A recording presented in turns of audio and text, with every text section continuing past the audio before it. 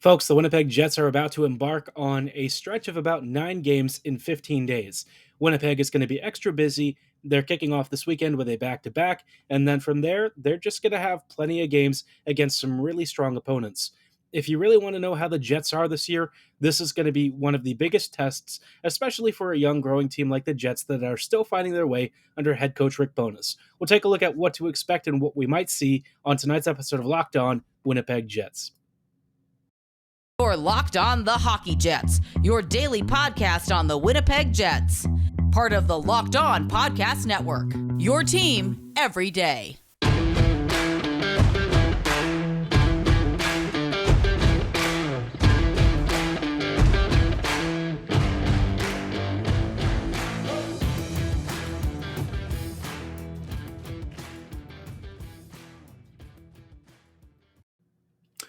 Hello, friends, and welcome to today's episode of Locked On Winnipeg Jets, part of the Locked On Podcast Network, your team every day. I'm your host, Harrison Lee, an avid Winnipeg Jets fan and an online blogger. You can follow me on Twitter at HOLivingLoco and at LO_Winnipeg Jets. As always, thank you for making Locked On Jets your first listen of the day every day. If you like what you're hearing, be sure to like, follow, and subscribe on your favorite podcasting platform of choice, including Apple, Spotify, Google, Megaphone, Odyssey, and YouTube. Doing so is completely free of charge and ensures you never miss another episode. Today's episode is brought to you by BetOnline. BetOnline has you covered this season with more props, odds, and lines than ever before. BetOnline, it's where the game starts. Now, on tonight's episode, like I said in the intro, the Jets have a super busy schedule, which is about freaking time. I've been kind of annoyed with how the schedule's been. It's been very inconsistent. Obviously, the Jets are getting plenty of time off, which is nice to recover, but, the schedule, it would be nice if the Jets had a little bit more playing time to really get the season off and running. It kind of feels like the Jets haven't actually played that many games, but this is like a league-wide thing, so I can't really complain too much. But now, the Jets are starting to approach the heart of the season, and this is where suddenly the schedule ramps up considerably. Winnipeg is really not going to have very many days off. Basically, every other day or so for November 17th and onwards, they're going to be playing a lot.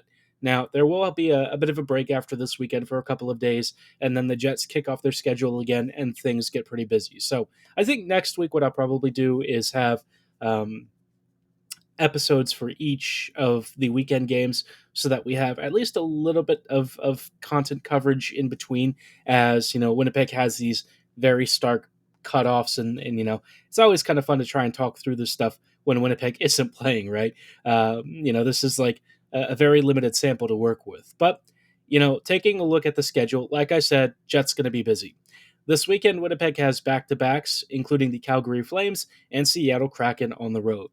Now, the first game against the Flames is an interesting one because Calgary has gotten off to a very mixed start. This team, with the Huberdeau trade, sending Matachuk to Florida and bringing in Weegar and Huberdeau, it's not looking great for them so far. As far as I know, Weegar has fit in fine, but Huberdeau has been, kind of atrocious. Now, Huberdeau is one of those players that I do expect to have a rebound later in the season, but I think the thing with Hubie is that he's a really great complementary winger, but in terms of being somebody who drives his own play, he's never really been that kind of guy. I think he can, thrive alongside a talented center and, score plenty of points. But with the way that the Flames are currently constructed, it's going to take him some time to get familiar with the Flames roster and sort of get up to speed, really, because this Flames team, they're working with guys like Backlund and Lindholm, Mangiapane, several others. And so it's going to be a bit of a learning curve as he adjusts and gains chemistry with his line mates. But I do think he'll probably be a key contributor. On the other hand, though, you're looking at this team and you're looking up and down the roster. It's got some interesting depth, but in terms of like high-end elite gameplay, game breakers, not as many as you'd expect from previous years. This team, I don't know if I would say 100% that they've taken a huge step back in terms of roster quality. I think the front office did a good job trying to balance the losses as much as possible, and getting Nazem Kadri in is a pretty nice upgrade for your center depth. But, their bottom six right now is Mangiapane, Backlund, Lewis, Lucic, Rooney, and Ritchie, right? Backlund, in my opinion, arguably should be higher up in the lineup, but that's kind of neither here nor there. I look at their wings and I think that there is at least an issue out on the left and right sides. I like Coleman and Toffoli, and I think Mangiapane is pretty good, but the rest of the forward scoring depth is kind of on the weaker side. And like their defense is still fantastic, but this team as a whole, I don't know. They kind of remind me a little bit of the Jets this year in that, in terms of like defensive presence and stuff, they might be able to handle some games really well, but in terms of like 5v5 creation, they might generate a lot of shots, but I don't know if they have a ton of elite finishing talent. They might be a little bit more balanced than the Jets are, thanks to having, Lindholm, Kadri, and Backlund as your three centers. But just like the Jets, the elite finishing talent out wide is a little bit of a question mark. So this team, I think the Jets have a pretty good chance to have a really good performance on the road. I think it is going to be a tough game. But if they can get to one of Ladar or Markstrom early, not sure who will be starting for this game, I think the Jets have a pretty good chance of coming away with both points, especially after that performance against the Stars. This Flames team has been losing a lot lately, so this is a chance for the Jets to kind of continue their really good form. That Stars game, I was very impressed with. I thought the Jets looked fantastic. That was probably their most effective game against top end competition. It'd be nice to see them continue that against this Flames team. Even though Calgary is struggling recently, this is still not a team that I would really want to bet against. And it being in Calgary on the road for the Jets is going to be a tough test. We'll see how they handle it. They won't have to contend with Huberdeau this time. Looks like Ruzicka and Dubé are filling in up top. But, this is still a tough team. It's going to be a grindy, physical affair. Every time the Jets have played Calgary recently, sparks have flown. There's definitely some real bad blood between these franchises, man. I'll tell you. It does make for some very entertaining hockey, though. So we'll see how it goes. Hoping for 2 points, and that'll open the weekend, which should be hopefully a good one for the Jets after their current streak. Now, there is, of course, another game against a team that has been resurgent this season and is showing off a lot more than it did last year. That is, of course, the Seattle Kraken. We'll dive into how I think the Jets are going to handle this Kraken team in just a little bit. But before we go any further, I do want to shout out our friends and partners at betonline.net. BetOnline is your number one source for all of the sports betting info, stats, news, and analysis you need heading into every sport that you could possibly want. Whether you're excited for MLB baseball, NFL football, NHL hockey, of course, they've also got plenty of minor leagues, college sports. If you're really into college basketball or football, this is a great time of year for you. They've also got esports, European football, auto racing. Again, whatever you're into, they've got you covered. And they've also got, Vegas casino games for those of you looking for more of a change of pace, or maybe you're not even a sports fan. I don't know why you're listening to me talk, but hey, maybe some of you just love the Jets that much for some reason. But of course, if you're looking for other content and info, BetOnline also offers great sports podcasts and news articles, so you'll always make the most informed bets possible and stay up to date on all of your favorite sports, all in one easy, convenient location. Getting started really couldn't be easier. Go ahead and register for a free account at betonline.net on your laptop or mobile device, because BetOnline is where the game starts. Hello, friends, and welcome back to this episode of Locked On Winnipeg Jets. Thank you for making Locked On Jets your first listen of the day, every day. We are currently talking through the Jets' schedule as Winnipeg is about to get a really busy run of games over the next few weeks. Like I said, I'm very excited. This is a great time of year. We all love fall hockey when the season's really kicking off, and it feels like the Jets haven't played a ton of games yet. Before we dive into Winnipeg's next weekend matchup against the Seattle Kraken, just wanted to encourage you to make your second listen Locked On Sports today. From the games that matter the most to the biggest stories in sports, you can go beyond the scoreboard and behind the scenes with Locked On Sports today, where we'll give you our local experts and their special analysis that only Locked On can provide. Locked On Sports Today is available in all of your favorite podcasting platforms, so be sure to like, follow, and subscribe right now. And as always, again, thank you so much for listening to our sister podcasts. We just really love and appreciate your support. Now, circling back to the Kraken, Calgary kind of been on the downswing. The Kraken, on the other hand, are a team that definitely look like they're starting to figure things out. This team this year is deeper, stronger, faster, better, all without their top pick in Shane Wright. That whole situation continues to be a bit strange, but as it is, this team has what I would call like a lot of really good second lines, right? This team is not exactly working with game breaking, franchise breaking talent in terms of the top nine, right? But there are some players who might get there one day. It's just right now they're more in like that second tier of being really freaking good, but maybe not like McDavid good. Now for the Kraken, that's actually working out pretty well. This team has a ton of balance. There's a lot of matchup depth. And I would actually say that this game will probably be one of the harder ones the Jets play recently. The first line, they've got Bjorkstrand, Venberg, and Burakovsky. Burakovsky has continued to fit in like a glove. I was a big fan of that signing, especially for a team that needed really good top six finishing talent. Burra has immediately slotted in and looks very much the part. The second line of Schwartz, Beniers, and Eberle continues to hum along. Beniers has been a great center, brings some surprising two-way impact, just a very creative player, and eventually, as his scoring starts to really catch up, he will be a menace. You're having a pretty good top nine when your third line is McCann, Gord, and Tanev. This is a really great two-way unit with a nasty punch and some great scoring upside in McCann and Gord.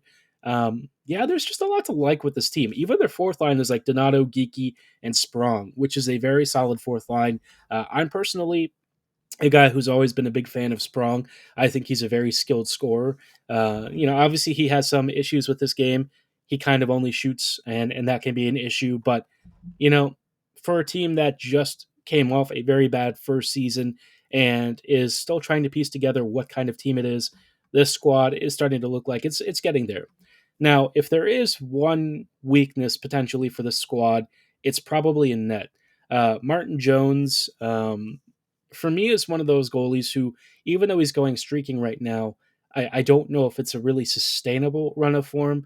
This could be an issue for them long term. I don't know if it's going to be enough to shift the game in Winnipeg's favor over the weekend, but throughout the rest of the season, we'll see how Jones is. He's always been one of those guys who's better as like a backup or a 1B. I don't know if he's going to have the potential or the level of performance to continue doing what he's doing so far, but hey, maybe he surprises. As they always say, goalies are voodoo. You never know what you're going to get with them. Now, after that, the Jets have a couple of days off, and then they start an interesting three-game homestand. They're going to see a couple of Eastern Conference teams, which we'll talk about in a bit, but the first team I thought is worth mentioning is the Anaheim Ducks, who come in on Thursday. Obviously, a Western Conference opponent, but the Ducks are one of the worst teams in the league this year. They have conceded a boatload of goals. They have some really talented skaters like Zegras, who's continuing to just torch things. He scored a lacrosse goal the other night, which, of course, he's already done before.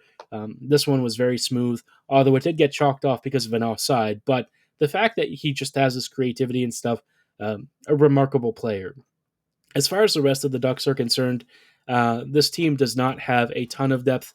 I'm actually not even sure what lines are running right now because they seem to juggle them a lot. I mean, you've got like Ryan Strome, who's been a really nice addition to this team. I've seen him factoring in on a lot of the recent Duck scoring. Mason McTavish, super talented. We've seen him be a standout for Team Canada. But, past the top six, things start to get a little bit on the dire side. This team, I just don't know. I mean, their defense is really awful. It's like Kulikov and Klingberg as your top pairing, which is not ideal. I like Kulikov, but that's probably asking a lot. And then from there, you have Benoit and Fowler, and then Beaulieu and Shattenkirk as your third pairing. So, yeah, conceding goals has been an issue for them. I think it's going to keep being an issue. Gibson and Stolarz can only do so much to carry the load, and they're missing one of their top defenders in Jamie Drysdale. So, this team, a lot of work to do. I think this should be a very good win for the Jets. I think Winnipeg can very much take care of business, and I'm hoping not to be given an ugly surprise after what should be a difficult weekend against the Flames and the Kraken.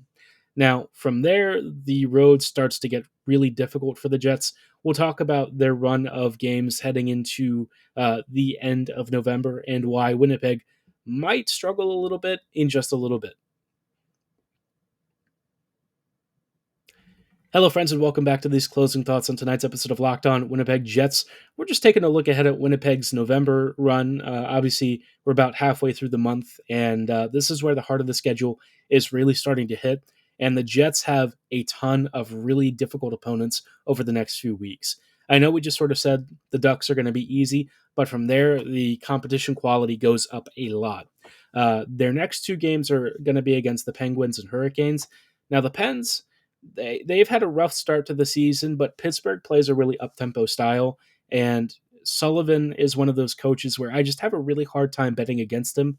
Um, Even with injuries and stuff, this Pens team is very fast, very dangerous. They just carved up the Caps recently. I guess that's not much of an accomplishment this year, but Pittsburgh has the chance to really rip you apart on the power play and stuff. So the Jets need to be very disciplined, be very careful, and avoid counters. I think this is a team that Winnipeg can handle at home and probably should at least get a point out of it. But I don't want to put a lot of stock in that yet. The Pens are a tough team, and we've seen the Jets have issues with them in previous seasons. Now the Hurricanes, this is a very difficult opponent, one of the top teams out there. The goaltending this year for them has been a little bit inconsistent, but I still think this team, with the forward depth that they have and a pretty robust back end, maybe not as good as previous years, but this Canes team is among the top teams in the Eastern Conference. I think they're going to give the Jets a serious run for their money. Let's actually check in where Carolina is right now in the standings. Yeah, they're third in the Metro. It's been very competitive. The difference between first and third is only 3 points. So obviously, this Canes team very strong. If their goaltending can save a few extra goals, I think they'll be in better shape. But this is a tough offense. Not scoring as much as they have in previous years, but again, still a very talented team and one that will probably push the Jets to their limit. After that, the Jets then head on the road for a couple of Central Division games. They've got the Wild, Stars, and Blackhawks. And like we've seen so far, the Stars are definitely the toughest opponent on this list. This will be, I believe, the last time the Jets play Dallas this year. And this will be a chance for Winnipeg to win the matchup and take the season series of 3 games. If the Jets pull off a really nice win on the road, I would be massively impressed. I think this Stars team is one of the class squads of the NHL so far, and we've already seen, kind of both ends of the spectrum against Dallas, with the Jets being really poor and with the Jets being absolutely incredible. So I'm curious to know what they do in the third game. We've got a few weeks before that one hits, but for once, I'm actually excited about it. I think this will be a really cool matchup and a game that I'm hoping the Jets can at least take a point from. The other 2 games, I think the Wild and the Blackhawks are probably going to be games where the Jets can probably get somewhere between 2 and 4 points out of their matchups. I think the Wild are nowhere near as good as they've been in previous seasons. The goaltending really has been an issue for them, and sometimes the offensive scoring has been absent. Still a tough team on the road and one that is defensively pretty decent, but I think the Jets have the ability to take them on, especially if they can do what they did to Dallas. The Hawks, again, another team that's not creating a lot. The goaltending with Soderstrom has usually been pretty good, but like we saw in the last game against Chicago, Winnipeg ended up destroying them with special teams. I don't know if that's going to really be a replicable pattern for success and winning, but I still think out of this whole stretch of say 6 games, between the Ducks and the Hawks, I think the Jets can get over a 50% record. I think that would be a fair assessment. Now, after that, on my birthday, November 29th, the Jets come back home for a big matchup against the Colorado Avalanche. The Avs are not as good as they've been in previous seasons, but still a very dangerous squad, one that I certainly would not want to bet against. And we'll see how the Jets handle it. They've already managed to get points off of them earlier this season, and it really took Hellebuck being absolutely spectacular to do it. This time, the Jets are going to be at home, and over the next few weeks, we're going to see if Winnipeg really starts to gel and if Bones' instructions start taking hold. I'd love for this team to really look like a true contender by this point, and they should have Ehlers back. So let's hope for a really successful November. If the Jets can be over 500 in terms of points percentage, I think they'll be on a good track to remain in the top 3 of the Central Division. This team, again, We've seen some articles recently suggesting the Jets' success. A lot of it is due to Hellebuck, which is true. I think that's very accurate. I think partly because the average of Winnipeg's extremes has kind of settled towards what we mostly expect out of the squad, but thanks to Hellebuck being amazing, he's been able to paper over those flaws. But there are signs of promise in some of these games that the Jets have another gear that they can hit. So let's hope that November unearths it and that the Jets do a really good job. Let me know how you're feeling about this run of games and where you think the Jets might finish at the end of November as they get past the famous Black Friday playoff cutoff.